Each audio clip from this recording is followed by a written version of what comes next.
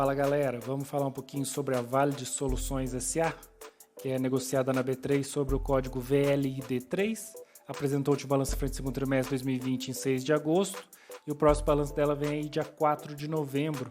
Mas antes, aqueles avisos importantes de sempre.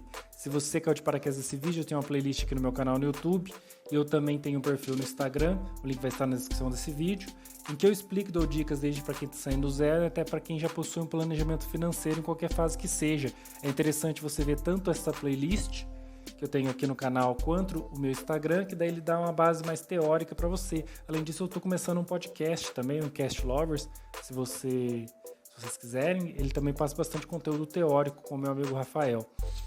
Outra coisa importante, esse vídeo não é uma recomendação de investimento, tá? Eu só estou trazendo informações públicas divulgadas pelas empresas em seus balanços, no caso de hoje da Valid, em um formato mais apresentável para você, nada mais.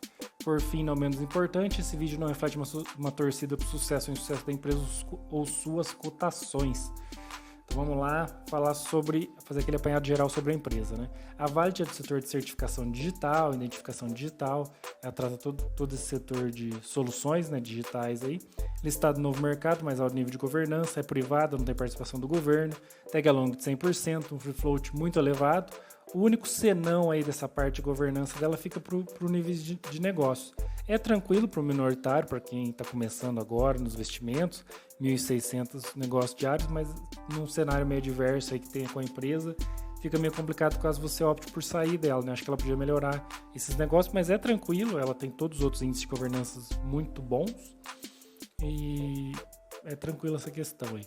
Avançando por balanço, ela vem sempre apresentando o aumento da receita aí, inclusive andou meio de lado agora nos últimos 12 meses, apesar de no trimestre ter apresentado uma piora bem grande operacional, vocês vão ver mais à frente.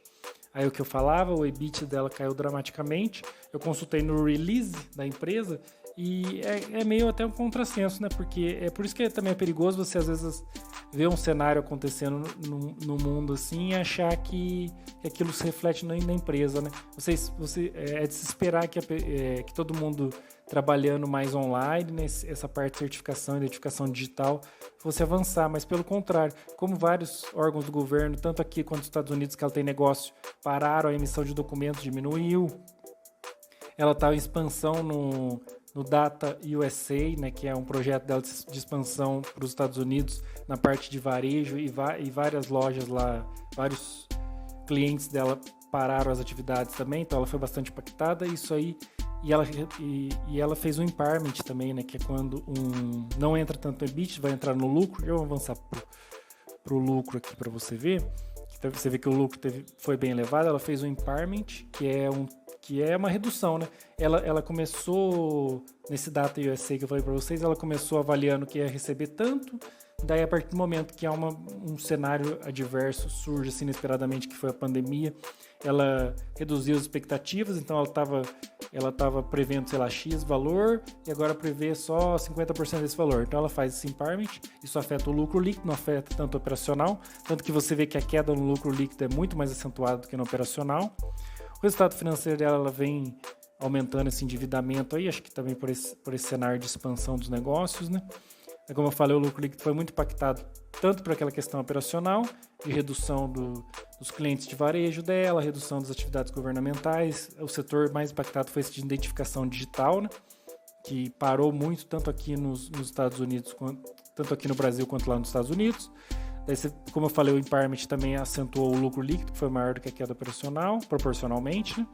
Daí não tem como a gente sempre fala, o lucro sai cotação.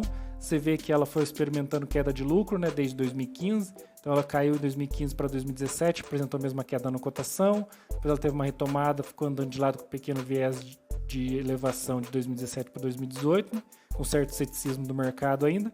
De 2018 para cá, o lucro dela foi caindo, a cotação também foi caindo.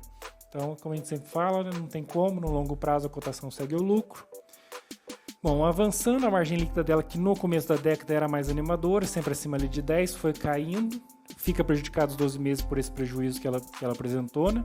Mas você vê que antes, ali 2017, uma margem muito comprimida, 2019 também, 2018 só que ela conseguiu ficar ali, dar uma respirada acima de 5%, mais complicadinho ainda. Patrimônio líquido, como eu falei, ela está em expansão para os Estados Unidos, até fez esse empowerment, está em expansão dos seus negócios, sempre aumentando o patrimônio. O ROI, você vê que segue a questão aí, né, da margem, mas ele até um pouquinho mais... Porque a margem líquida é lucro sobre a receita está crescendo e o lucro não está acompanhando. E o ROI é patrimônio líquido sobre o lucro, o patrimônio líquido está crescendo também e o lucro também não está acompanhando. Então, você vê que o ROI e a margem líquida acabam performando de forma semelhante ao longo do tempo, né? O ROI dela também, mesma coisa que eu falei na margem líquida, ela apresentava uma rentabilidade muito elevada, bem elevada no começo da década, e próximo, acima superior a 20%, comum de empresas como bancos, essas coisas. E foi caindo, agora já está ali, só 2018 que ela respirou também, assim como na margem, que o lucro deu uma elevada e deu uma respirada no ROI na margem, né? Mas fora isso já está bem comprimido em 2017, 2019 e agora com prejuízo reverteu aí, né? O caixa, ela tem como eu falo, em sinais de boas administrações foi fortalecer o caixa nesse cenário adverso, né? Isso ela teve. Só que a dívida bruta também aumentou, né? Não teve como eu falei, a contrassenso do que é esperado, né? Uma empresa que é voltada para o setor mais digital, num cenário que aumentou bastante online, ela ficou bem comprometida, porque ela tem um braço forte físico ainda, né? Que precisa de estar aberto. Então, apesar de ser uma empresa digital, ela é uma empresa digital que precisa bastante que espaços físicos estejam funcionando. Ela é uma empresa que dá suporte para espaços físicos, né? Para lojas, para setores governamentais que atendem ao público, então, que é de identificação digital, você precisa, né? Eu não estou falando, eu não sei se ela opera passaporte, mas, por exemplo, assim, só para você entender, a parte da Polícia Federal lá de passaporte, na maioria do país, só em casos excepcionais estava emitindo passaporte, estava suspenso. Então, você imagina isso para outros tipos de repartições do governo, né, que utiliza o setor dela, várias fecharam. Então, daí comprometeu bastante. Apesar de ser uma empresa voltada para o digital, é o digital em espaços físicos, né? A questão dela. E a dívida líquida você vê que aumenta, vem aumentando ao longo do tempo aí, o laranjinha mais claro. O DBPL dela tá tranquilo, não tá nada exorbitante, mas tá também tendência subindo. O DBBIT, por outro lado, já é um pouquinho mais preocupante. Você vê que ali sempre passando os 5, começando a beliscar o 10, a escala dá um prejudicado com uma análise de mais acurácia e também o prejuízo recente dela, né? Como eu falo, sintetizando ali, né, fechando